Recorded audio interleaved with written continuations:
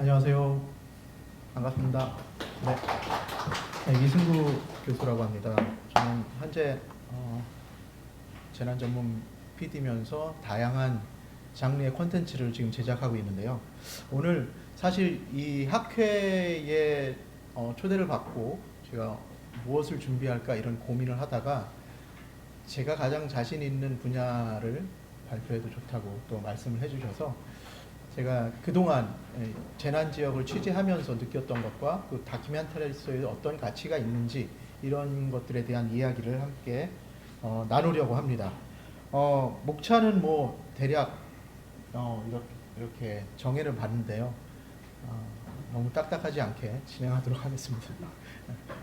수업하는 분위기인 것 같아요. 학회다 보니까 요즘 이제 조금 더 MZ 세대들이 많이 경험하고 또 다양한 사람들이 이제 이 학회의 또 즐거움을 알았으면 좋겠다는 마음으로 시작하겠습니다.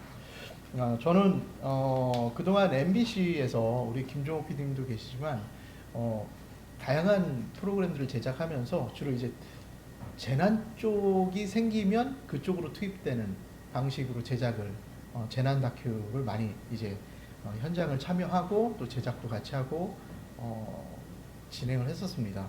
지금 현재는 다큐앤아트라는 개인 프로덕션을 운영하고 있고요. 그 다음에 한국외국어대학교에서 지금 글로벌 스포츠 산업학부에서 겸임 교수로 지금 재직하고 있고, 숭실사이버대에서 또 외래 교수로 유튜버 기획 및 제작, 유튜브 시대에 우리가 어떻게 이 유튜브 채널을 어떻게 만들 것인가, 또 그리고 채널 기획과 제작하고 있고요. 지금 채널 하나는 구독자 27만 명 달성해서 지금 28만 명 하고 있는데 한 달에 한 10,000명 정도 계속 이렇게 구독자가 지금 늘고 있는 추세입니다. 국제 재난 대응 네트워크의 회원으로 재난 발생 시 이제 다른 회원들과 같이 연합해서 그 현장에서 봉사도 하고 이렇게 하고 있습니다. 우리가 2003년도 재난 현황을 제가 한번 살짝 여러 가지 자료들을 모아봤는데요. 보니까 2003년도에 전 세계적으로 재난과 또 자연재해가 발생한 게 399건이더라고요. 그리고 사망자가 86,473명, 그리고 환자가 9,310만 명. 이렇게 정말 엄청난 일들이 매년 이렇게 벌어지고 있는데요. 또한 이로 인해서 경제적 손실도 어마어마하게 벌어지고 있습니다. 사실 재난이라는 것은 우리가 그 현장에서 한번 재난은 순식간에 일어나지만 그걸 복구하고 회복하는 데는 수십 년의 기간이 또 필요하거든요. 특히 이제 자연재난뿐만 아니라 인간이 이제 일으킨 인재도 마찬가지죠. 유럽의 에코라는 국제기구의 자료를 제가 한번 가져와 봤는데요. 여기 세계 최대 인도주의적 지원하는 단체로 매년 1억 2천만 명에게 분쟁, 재난, 피해 구호를 하고 있는 단체입니다. 여기 이제 지금 여기가 좀 밝아서 잘 안 보이실 텐데 좀 붉게 보이는 데가 이제 피해 규모가 좀 큰 곳, 그리고 또 여기에 보면은 주로 이제 제일 큰 재난으로 기록된 게 뭐냐면, 여러분 표 보이시나요? 네. 그 스톰입니다. 뭐 스톰 뭐죠? 태풍 아니면 허리케인 이런 것들로 인해서 굉장히 많은 피해를 봤는데 그게 제일 크고, 그 다음에 가장 또 큰 게 뭐냐면은 그 음식, 그 곡물의 수급과 또 이 굶주림 이런 것들로 인한 재난들이 굉장히 크거든요. 그게 1위이고요. 스톰이 1위고, 그 다음에 곡물, 그 다음에 기근, 그리고 지진과 해일과 이런 거는 그 음식과 태풍 피해보다는 훨씬 적어요. 우리가 생각했을 때 이제 피해가 이제 크겠다고 생각되지만 그로 인해서 피해를 받고 있는 지역 또한 넓고, 그 지역들이 이렇게 나와 있는 표를 우리가 볼 수가 있습니다. 여기 아시아 지역에서는 중국이 가장 크죠. 이 중국 같은 경우에는 이제 가뭄으로 인해서 600만 정도가 고통을 당하고 있고, 그 다음에 파키스탄 같은 경우에 지진으로 이제 많은 한 3,000명? 1,000명 정도가 또 사망을 했고요. 그 가뭄과 또 쓰나미 뭐 이런 것들이 계속해서 이루어지고 있고 이 섬 지역 남아시아 지역에서는 이제 태풍으로 인한 피해들이 굉장히 늘어나고 있습니다. 자, 국가별 보고된 재해 건수가 이렇게 나오는데요.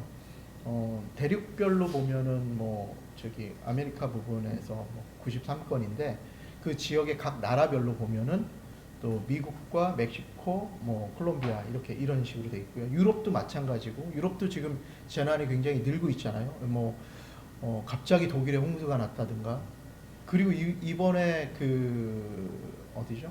두바이에 홍수가 나서 정말 생각지도 못한 일이 벌어졌다는 거. 점점 믿지 못할 상황들이 벌어지고 있다라는 거죠. 그리고 아시아 같은 경우에는 136건의 이제 그 재해 건수가 있었는데 특히 이제 중국이 가장 크고요. 그 다음에 인도, 필리핀, 뭐 인도네시아 이런 타일랜드 이런 쪽으로 있습니다. 그리고 또 뭐 오세아니아 같은 경우에도 8건이 있죠. 아프리카도 심각하죠. 이런 건수가 점점해서 이렇게 시간이 지나다 보니까 언제부터 재난이 이렇게 급속도로 발생하게 됐냐 이런 상황들을 살펴보니 거의 뭐 1900년대는 재난이 그렇게 많지 않은 것으로 기록되어 있다가 이제 1950년대, 60년대, 70년대 오면서 조금씩 나타나다가 90년대부터 2000년대 사이에 급격히 늘어나는 것들을 볼 수가 있습니다.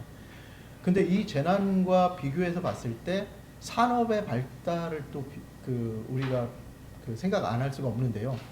산업이 발달하면서 무분별한 개발과 또 환경의 오염 등이 또 그 원인으로 있다라고 또 말씀을 하는 분들이 계세요. 그렇지만 이런 재난과 이 재해들을 보면서 우리가 앞으로 다큐멘터리로서의 이 재난을 어떻게 다뤄야 되고 또 현재 그 재난 속에 있는 기록들 그리고 그 다큐멘터리의 현황이 어떤지 한번 살펴보도록 하겠습니다. 자, 재난 다큐멘터리는 그 자연재해부터 인재에 이르기까지 다양한 주제를 이제 다루는 게 재난 다큐멘터리인데요. 뭐 자연재해 같은 경우에는 홍수, 또 지진, 쓰나미, 산불 등이 있습니다. 또 인재로는 원자력 발전소, 핵 유출, 그다음에 화학 물품, 또 유출 사고 등, 그리고 뭐 주유소 폭파 사고, 뭐 이런 것들도 있었죠. 그리고 인간의 행동에 의해서 환경이 파괴되는 등 다양한 재난이 계속해서 발생하고 있고 그 전보다 더 큰 재난으로 지금 일어나고 있습니다. 특히 이제 중국 같은 경우에는 세계 최대 규모의 샨샤댐을 개발하면서 그 일부 지역에는 지하수가 고갈되고 또 그 지층이 무너져 내리는 그래서 한 막 4m, 5m씩 땅이 꺼지고 있다라는 보고가 있는데 워낙 중국 정부가 그 언론을 통제를 잘하기 때문에 그런 것들은 잘 노출되지 않고 있습니다. 그로 인해서 또 발생되는 지진, 스촨 지진이 1년 전에 또 발생했지만 제가 이제 그 2000년대 초반에 스촨 지진이 있을 때 현장에 갔었는데요. 그 지진 이후에 또 다른 지진이 있었죠. 그리고 또 미디어 발달로 인해서 재난 현장을 보다 생생하고 또 사실적으로 전달하는 것들이 이제 다큐멘터리 기록으로 또 많이 남거든요. 사실 요즘 이 스마트폰 보급과 또 미디어 인터넷의 활발한 그 활동으로 인해서 우리가 뉴스보다 더 빠른 재난 소식을 듣게 되고 어디에 뭐 지하철에 불 났다, 뭐가 홍수가 난다 이런 것들은 개인 SNS 통해서 굉장히 확산되고 있습니다. 이런 상황에서 다양한 형식의 다큐멘터리에서의 발전이 또 필요하고요. 그런 다양한 것들 속에서 탐사 보도나 또 예술적 감성의 스타일로 다큐멘터리를 제작하는 경우도 굉장히 많습니다. 그래서 다큐멘터리가 하나의 영화 미적 감각, 미장센을 갖추고 있는 영화의 스타일의 다큐멘터리들도 지금 현재 만들어지고 있고요. 또 재난 다큐멘터리가 단순히 재난 현장을 넘어서 그 피해자의 이야기와 사회적 대응에 대한 논의를 중심으로 또 발전되고 있죠. 인간적인 측면을 강조해서 사회 문제와 환경에 대한 비판적 또 시각도 제시하게 되고요. 유튜브 등 다양한 미디어 플랫폼을 통해서 보다 넓은 시청자에게 이 재난 다큐멘터리가 또 알려지고 또 커뮤니티 참여와 실질적 대비책을 또 모색하게 되고요. 또 실제적으로 이 재난 다큐멘터리를 통해서 사람들이 구호 활동으로 직접적으로 참여하는 그런 행동들을 취할 수 있게 된 게 현재 다큐멘터리 상황입니다. 제가 그동안 현장을 취재하면서 했던 것들을 함께 이제 소개를 해드리면요. 저는 이제 2005년도에 MB 스페셜 생존 3부작에서 이제 취재 PD로 대구에 가서 거의 한 10개월을 살았어요. 그래서 대구 지역에 어떤 사건이 있었냐면 2003년도에 대구 지하철 화재에 참사가 있었죠. 그리고 그 생존의 1부작, 1부, 2부, 3부 다큐멘터리 안에 이제 거기에 1997년 괌 대한항공 추락 사고 때 생존하신 분이 계신데 그분을 이제 팔로우했던 거가 또 있었습니다. 그때 괌 비행기 사고에서는 탑승객 254명 중에 228명이 사망했고 생존을 26명이 했습니다. 대구 지하철 같은 경우에는 192명이 사망했고요. 실종 6명, 또 부상자가 192명이 있죠. 그리고 이런 것들을 취재하면서 제가 대구 같은 경우에는 한 50여 분의 그 부상자와 또 유가족들을 만났어요. 10개월 동안 다니면서. 그러다가 그런 분들을 인터뷰하고 있는 중에 안상선 씨라고 제가 인터뷰를 하고 선생님 그러면은 2, 3일 있다 보겠습니다 했는데 돌아가셨습니다. 그런 경우도 있어요. 그러니까 재난을 겪고 나서 바로 피해를 보는 게 아니라 재난의 후유증, 그 다음에 PTSD로 인해서 사람들이 이제 그 다른 제2, 제3의 상황으로 이제 벌어지게 되는 거죠. 괌 비행기 추락 사고 같은 경우에도 거기서 생존하신 분이 남편하고 괌에 여행 가셨다가 혼자만 사셨어요. 근데 그분은 얼굴과 팔 다리는 멀쩡한데 이 상반신이 화상을 전체를 입어가지고 이제 그 수술만 한 27번 하시면서 자기는 도저히 이제 살아갈 그 용기가 없다. 그래서 고속도로에서 최고 속력으로 차를 달려서 나는 죽겠다. 이런 시도도 하셨고. 근데 이분은 이제 집에 가보니까 집안 곳곳에 그 소화기를 비치해 놓고 계시더라고요. 머리맡에 화장실, 심지어 현관 앞쪽까지 쫙 거실, 부엌까지도 소화기를 두고 계시고 또 지금 여기 조명보다 더 밝게 형광등을 다 바꿔서 온통 집안이 뭐 24시간 밝게 켜놓고 문도 다 열어놓고 생활하시는 그런 PTSD로 고생하시는 분의 어떤 삶을 다뤘던 경험이 있었습니다. 그리고 2005년 낙산사에 화재가 있었죠. 여러분들 아시는 화재고요. 그다음에 2005년도에 또 인도네시아 지진이 있었습니다. 현장을 가면서 처음에 산불이 났다라고 그때가 이제 2005년 4월 4일이었습니다. 그래서 4월 5일이면 식목일이죠. 그래서 나무를 심기 위해서 한참 준비하고 있었던 그때에 자연재해로 인해서 산불이 발생했습니다. 우리나라 아마 역대 제일 큰 산불인 것 같았어요. 저도 이제 긴급히 그 현장을 가면서 영동고속도로 딱 들어갔는데 뒤에서부터 저희 방송국 차를 타고 가다가 보니까 뒤에 불빛이 보이기 시작했어요. 그래서 차를 일단 세우고 고속도로에서 도대체 몇 대가 가냐 이제 한번 촬영을 했습니다. 그랬더니 뭐 거의 뭐 전국에서 제가 찍었던 것만 한 30여 대의 소방차가 한 일렬로 쫙 들어가는데 저도 처음 보는 광경이었죠. 그리고 이제 낙산사 그 주변에 이제 공군 부대에는 산림청 헬기, 군용 헬기가 해서 한 10여 대가 대기하고 있었고 그리고 강풍이 너무 많이 불어서 불꽃이 그러니까 4차선 도로를 뛰어넘습니다. 불꽃이 이제 뭐 불의 혀라고 그러죠. 이렇게 막 용 트름 하듯이 불꽃이 날라서 한 100m 이상을 날라서 옆 산에 불이 붙고 하는 과정들을 실제 눈으로 보면서 우리가 산불 하면은 왜 저기가 찼지? 집이 왜 타지? 멀쩡하게 산에 불탔는데 그게 아니고요.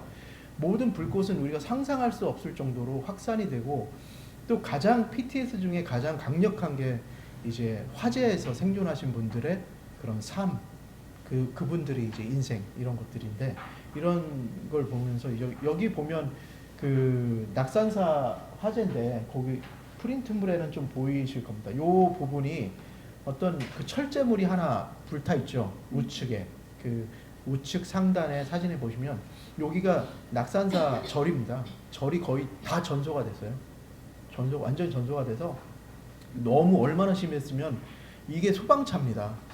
소방차가 불에 탔어요. 그 정도로 불길이 강하게 있었고 그리고 낙산사 주변에서 물을 뿌릴 수 있는 헬기는 그 다른 지역으로 다 가서 더 이상 헬기가 지원이 안 돼서 소방관들이 뭐 밤새 그 바닷가 쪽에 있는 그 본당만 하나 사수하듯이 물을 계속 뿌리고 있었던 그 현장을 제가 현장에 가서 저도 이제 뭐 불 속으로 들어갔죠.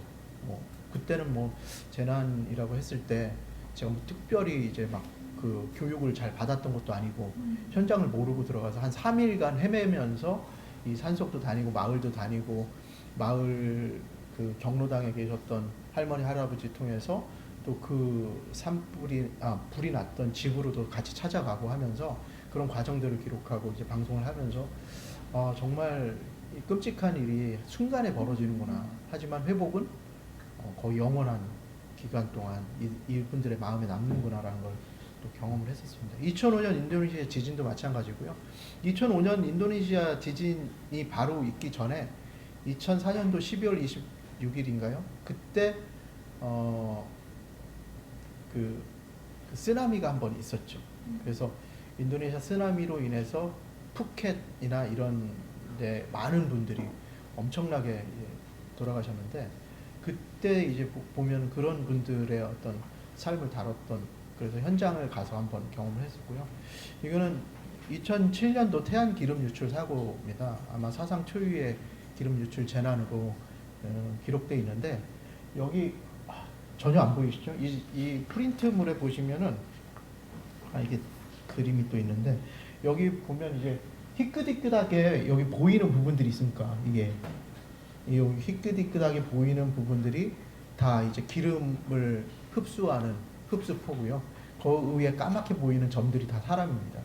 제가 여기 한 2km 전방에 그 바닷가를 딱 들어가는데 벙커시유 냄새가 확 나는 거예요.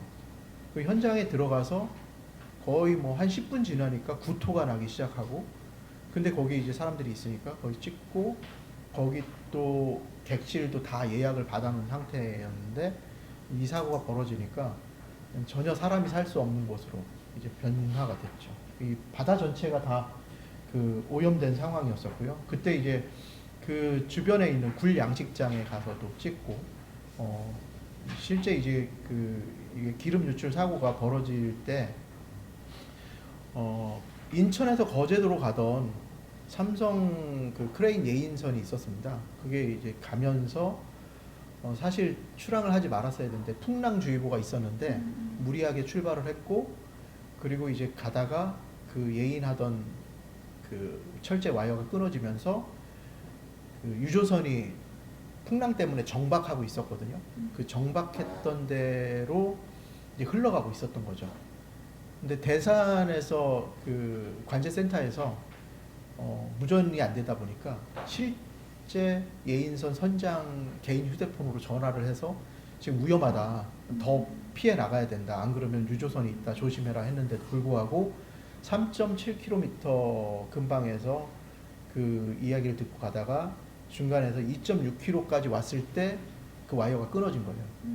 그리고 유조선을 한 번 친 게 아니라 3번 쳤습니다. 3번 치면서 그 격벽이 다 부서지고 그 기름이 엄청난 기름이 유출되면서 한 6개 시군 지역이 전체가 다 오염되는 정말 사상 초유의 사건이 벌어지고 말았죠.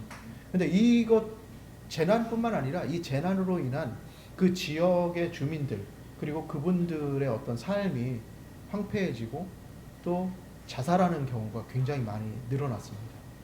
예, 살 수 없는 상황이 벌어졌고요. 그다음에 2008년도에 이천 냉동공장 화재. 이천은 물류센터의 중심지입니다. 그래서 매년 화재가 벌어지고 있어요. 가깝게는 뭐 작년에 쿠팡 화재가 또 있었죠. 그 전에는 또 이천에 또 화재가 또 있어서 똑같은 2008년도에 이천 냉동공장 화재 때 작업자 57명 중 40명이 사망했습니다. 그리고 이 냉동공장이 지금 보이는 그림은 거의 뭐 약간 산을 깎아서 그 산 안으로 들어간 정도인데, 축구장으로 따지면 뭐 축구장 한 10개 정도 크기의 그 냉동공장이 지하에 있는 거예요. 그리고 다 격벽으로 막혀져 있고 공사 중이라 스프링클러뿐만 아니라 방화 셔터가 전혀 작동하지 않은 상황에서 똑같이 우레탄 작업을 하다가 유증기로 인해서 전기 용접이 거의 불꽃을 일으켜서 화재가 난 거죠. 근데 이거 다음에 작년인가 재작년에도 똑같이 이천에서 그 우레탄 작업하다가 용접기 불이 튀어서 그때도 한 30여 분 돌아가신 경우가 있습니다. 이천은 계속해서 재난으로 계속 공장 화재들이 벌어지고 있고요. 가장 큰 또 진도 8.0의 중국 스촨 지진 갔을 때는, 이때는 PD 수첩에서 긴급 르포로 현장에 투입이 돼서 갔었는데, 이때 이제 그 우측의 좌측 상단에 보면 학교 건물입니다. 지금 벽에 붙어 있는 게 칠판이고요. 맨 위에 칠판이고요. 그 상단을 받치고 있는 것들이 다 떨어져 나가고 기둥만 남아서 나머지 학생들이 다 깔려서 굉장히 많은 학생들이 희생됐고, 그때 갔을 때도 복구를 하고 시신을 수습하는 과정이었습니다. 마을 한 전체가 다 근원 신앙지에서도 조금 떨어진 곳인데도 마을 전체가 초토화돼서 마을은 거의 집이 남아있는 집이 없고요. 다들 주민들이 산에 가서 포장을 치고 사셨는데, 여기 밑에 하나의 그 단체 사진이 가족분들이 다 웃으시면서 반겨주셨어요. 중국 언론은 안 왔는데 한국에서 와서 이렇게 우리 알려주고 소식을 한다라고 해서 이분들과 같이 여기서 이제 노숙을 했던 그런 기억이 있고, 병원도 이제 심각했었습니다. 그때 굉장히 많은 분들이 이제 사망하시고 실종하고 또 부상자도 굉장히 크게 있었고요. 연평도 포격 때도 현장에 이제 포격 2시쯤에 끝나면서 제가 3시 이후 네, 들어갔던 것 같습니다. 그때 군인 2명이 사망했고요. 민간인 2분, 또 부상자가 군인이 18명. 예. 그리고 이런 식으로 이제 그 포격도 되고, 또 이 진도 9.1에 동일본 대지진도 현장에 갔었는데, 그때 갔었던 것들을 1년간 기록해서 SBS에 방송을 했었습니다. 그때 한번 그 트레일러 예고편이죠. 함께 잠깐 보시겠습니다.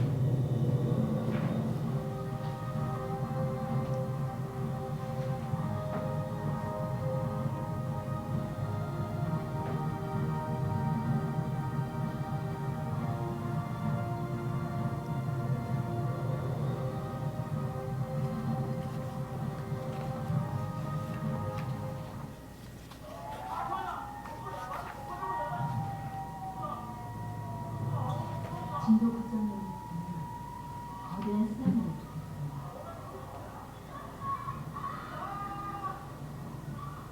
향연에서부터 승용차량이 되었던 그러나 그날은 달랐습니다. 인류 역사상 뭐 가장 또 최대 쓰나미라고 얘기할 수 있는 쓰나미였죠. 이때는 뭐 웬만한 배도 다 뒤집어지고, 어떤 마을에는 파도만 40m 높이로 쳐서 마을이 그냥 쓸려 내려가는데, 이 쓸려오는 속도가 거의 뭐 자동차가 달리는 속도로 물이 밀려와서 웬만한 사람들이 다 그 현장에서 돌아가셨습니다. 이 할아버지 가족을 취재를 했는데, 이 할아버지 취재했는데 가족이 다 돌아가셨어요. 네, 5분이 다 돌아가서 혼자 남아서 시신을 수습했던. 제가 일본에 도착하고 나서 바로 1시간 반 있다가 원전이 폭파가 됐습니다. 그래서 그때 저도 이제 잘 몰랐고, 원전에 대해서. 그리고 나서 이제 계속 그 지역을 취재하면서 원전의 위험성, 원래는 쓰나미로 갔다가 이제 원전까지 연결되는 그 복합 재난이죠. 인재와 그 자연재해. 사람들이 이제 원전만 없었다면, 그 마을 주민들은 피난 가서도 후쿠시마 사람들이라고 손가락질 당하고 따돌림 당하고 이런 상황을 일본 안에서도 겪고 있었던 거죠. 여기서 생존하셨던 이제 한국 분들 그리고 이제 그 남편분은 그 거기서 또 돌아가시고 아줌마가 임신한 상태에서 그 아줌마를 또 팔로우하면서 이제 했던 기억들이 있고요. 그 다음에 가깝게는 2014년도에 세월호 참사를 다뤘었습니다. 그 현장에서 제가 진도에서 한 10개월 있었고요. 그리고 그 이후에 팽목항과 목포에서 한 3년간 현장에서 찍었고 찍었던 푸티지가 한 800시간 정도 되는 것 같아요. 그걸 가지고 이제 당시 이제 방송하기엔 조금 쉽지 않은 부분들이 많아서 그걸 가지고 제가 이제 그 다른 해외 영화제들 다니면서 제작비 마련, 다큐는 제작비 마련이 제일 크잖아요. 그래서 잠깐 그때 트레일러인데 이 감독님 영상 조금 공개되지 않은 부분들이 있고 그래서 이제 중계로는 내보내지 않는 거로 하고 제가 보내드리겠습니다. 좀씩 끊어서 보여드릴게요. 여러분 다 보셨을 텐데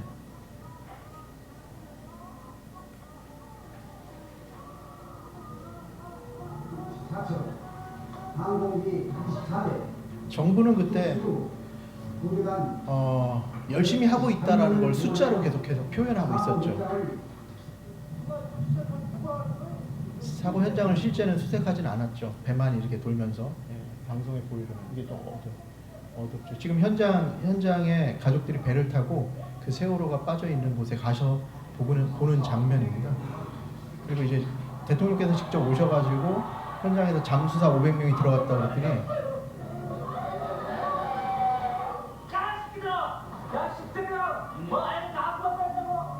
언론에 대한 불신이 가장 심했죠. 그래서 그 많은 학생들이 피해를 보고 수면 당했었습니다. 그리고 이제 그 이후에 바지선에서 잠수사들이 엄마들이 직접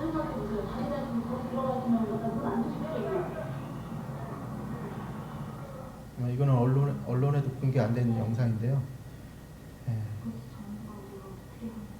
사실 제 친구 조카가 거기서 죽어서 제가 가족들 입장으로 기록하는 사람으로 들어가서 기록을 했던 상황이기 때문에 실제 이제 정부 회의나 가족들 회의나 이런데 이렇게 언론이 들어가지 못한 곳까지 들어가서 기록을 했던 그런 상황이고요. 그렇게 해서 지금 이게 수순물입니다.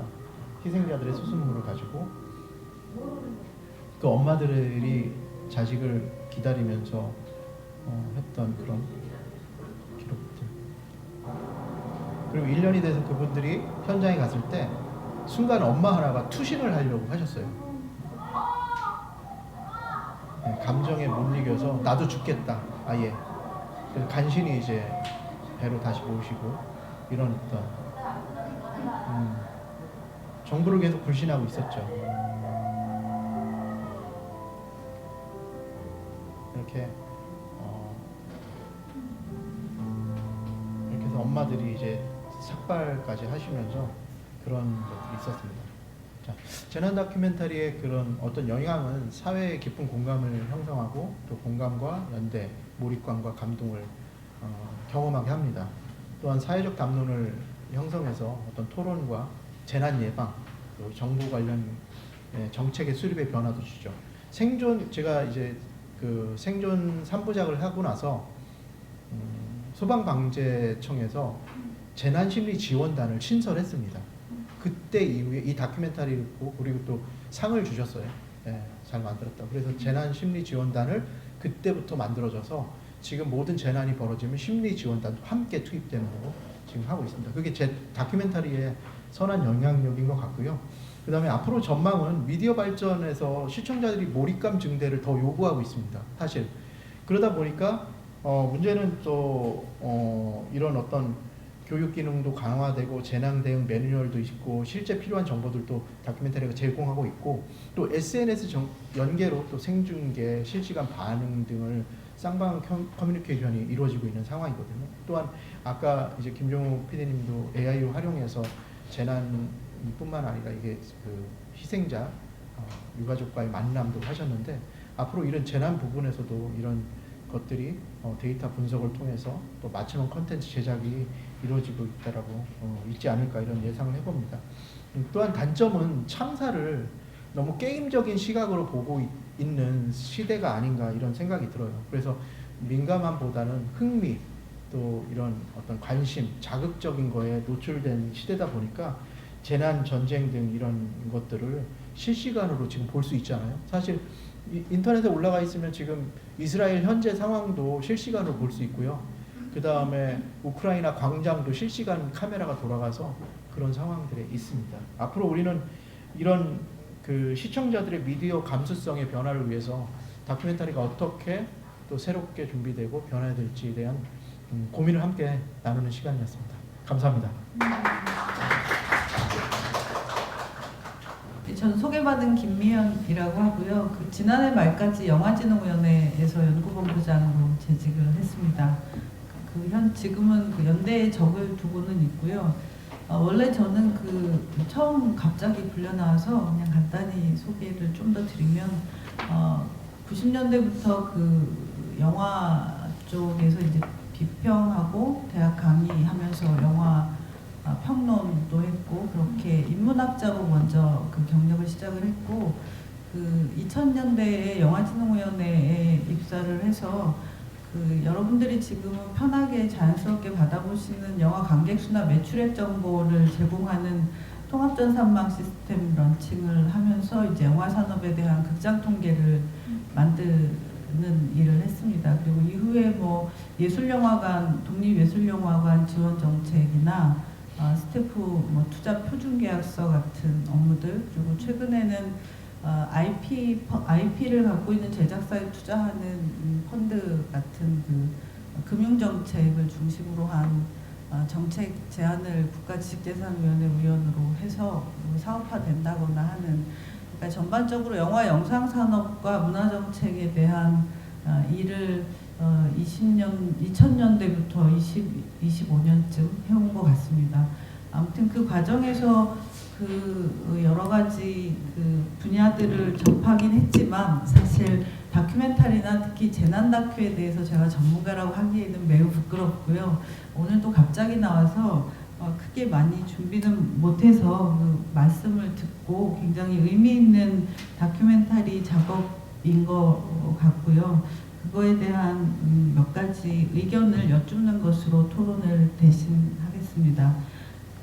사실 영화에도 가장 대장 영화 장르들이 대표적으로 액션 블록버스터라고 부르잖아요. 근데 그 중에 이제 하위 장르로 우리가 보통 얘기를 하는 것에 이제 재난 영화라고 하는 것들이 있죠. 그러니까 뭐 해운대라든지 뭐 여러 가지 이루 말하기 힘든 여러 가지 종류의 재난의 소재들을 제공하고 어떤 극단적인 상황에서 그것들을 이제 보여주고 거기에 처한 인물이나 어떤 스토리 전개의 동인으로 재난 상황을 삼는 그런 영화 장르들이 있는데 그 장르들은 실제로 우리가 영화에서 소비를 할 때는 액션 스펙타클의 하위 장르로서 소비를 하는 경향이 있습니다. 그러니까 실제로 어떤 발표하신 교수님께서도 말씀하셨지만 재난이라고 하는 어떤 상황이 드라마타이즈화 되면서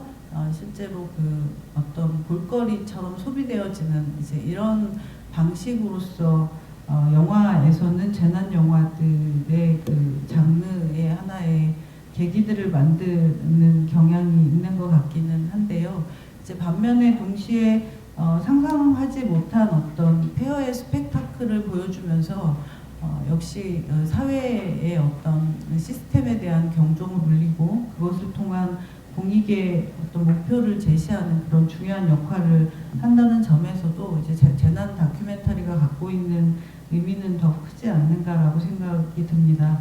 이제 우선 그 오늘의 주제에서 이제 간단히 두 가지 정도만 말씀을 여쭙고 싶은데요. 우선 이제 재난 다큐멘터리라고 하는 그 다큐멘터리 중에서도 가장 극단적인 상황에 처한 어떤 계기들을 다루는 다큐멘터리를 잘 설명해 주신 것 같은데, 그 재난 상황이라고 하는 건 실제 사건이 발생한 이후를 다루면서 다큐멘터리 작업이 진행되는 경우가 많을 수밖에 없을 것 같아요. 좀 전에 그 낙산사 화재 같은 경우에는 이제 그 진행이 지속적으로 되었기 때문에 이제 중간에서 촬영을 하셨다는 말씀을 주셨는데, 실제로 재난 후를 다루게 되기 때문에 다른 다큐멘터리보다는 좀 더 다른 어떤 특징들이 있지 않을까라는 생각이 들어서 이제 그 부분에 대한 설명을 좀 더 듣고 싶고요. 또 하나는 저는 이제 극영화 중심으로 작업을 주로 봐왔고 평을 해왔고 이제 글을 써왔기 때문에 실제로 그 영화라고 하는 것이 반드시 픽션이다라고만 생각하지는 않습니다. 근데 실제로 사실과 극이라고 하는 것들의 어떤 경계들이 극영화와 다큐멘터리로 구분되어지는 것이 아니라 그 사실을 재현해내는 과정에서의 거리, 상대적 거리의 문제에서 장르가 구분되어진다고 생각을 하는데, 이제 최근에는 오늘 그 학술대회 주제에서처럼 OTT 플랫폼이라고 하는 그 새로운 유통 방식, 그리고 더 나아가서는 제작 투자에 영향을 미치는 그 어떤 자본의 지형의 변화들이 있는 것 같고, 그런 상황에서 다큐멘터리라고 하는 장르가 이전에도 극장용에서 개봉되어지는 경우는 많지는 않았고, 이제 TV가 중심적인 역할을 오히려 한 것 같은데, 이제 최근에는 그게 OTT 쪽의 투자를 통해서 새로운 유통이나 새로운 경향들이 나오는 것 같아요. 그래서 이제 그 어떤 플랫폼 비즈니스의 차원에서 자본의 힘이 반드시 유통의 방식만 변화시키는 것이 아니라 이제 창작의 영역에도 영향을 많이 미친다고 생각을 하고 있고, 이제 그런 점에서 봤을 때 앞에 발표나 좀 전에 이 교수님이 발표하신 것에서도 그 OTT 저널리즘이라고 하는 어떤 그런 측면이라기보다 실제로 좀 더 소비주의적인 측면에서의 어떤 자극적인 소재들을 다루는 방식으로 그 구독자를 유인하는 이제 그런 부정적인 측면에서 주로 말씀하셨는데, 실제로 그 극장과 이제 그 이외 영화 산업, 전통적인 영화 산업에서는 실제로 극장과 TV나 뭐 DVD나 OTT나 이런 것들을 구분할 때 극장을 1차 시장이라고 그러고 나머지는 부가 시장 또는 2차 시장이라고 하는 형태의 표현을 해왔거든요. 그러니까 물론 거기에는 이제 극장에서 개봉하는 영화들이 훨씬 더 이제 산업적으로 또는 상업적으로 더 의미가 있다라는 그런 관점도 있지만, 조금 더 작품적인 측면에서도 예술이나 작가적인 가치들을 좀 더 드러낼 수 있다라고 하는 어떤 의계적인 인식도 작용을 같이 하지 않았나는 생각을 하고 있고, 그래서 최근에는 1차 시장, 2차 시장 또는 부가 시장 이런 표현들을 별로 많이 하지 않는 것 같고요. 이제 그 플랫폼 비즈니스라고 하는 측면에서 극장, OTT, TV, 뭐 DVD 이런 식의 각각의 영역들이 있다라고 보는 방식으로 개념이 변화하는 것 같습니다. 그래서 이제 지금 기존의 TV 중심으로 이루어져 왔던 그 다큐멘터리의 영역들이 OTT 쪽에서의 자본시장과 투자들로 이제 어떤 작품의 경향들도 일정하게 바뀌고 변화하고 있다라고 생각이 드는데, 그것을 우리가 그 소비주의나 자극적인 소재의 관점에서만 부정적으로 볼 수 있을 것인가라고 하는 측면에서 조금 더 구체적인 견해를 들었으면 합니다. 네. 질문이 되게 난이도가 있어서 제가 네, 좀 너무 많았나요? 말씀해 주시는 거를 조금 차분하게 생각해서 해보면, 일반 다큐멘터리하고 재난 다큐멘터리 차이가 있다면, 일반 다큐멘터리는 기본적으로 정보를 많이 수집을 하죠, 처음에. 그래서 그 정보를 수집해서 이 다큐멘터리의 스토리텔링이 어떻게 이어질지, 그리고 이 다큐멘터리의 약간의 시놉시스가 나오는데, 재난 같은 경우에는 전혀 그게 없죠. 일단 현장으로 빨리 가서 최대한 최초의 영상을 기록하는 게 목적이고요. 그리고 그 기록 속에서 만나게 되는 주인공들을 현장에서 직접 찾아야 되는 그런 안목이 좀 필요하고요.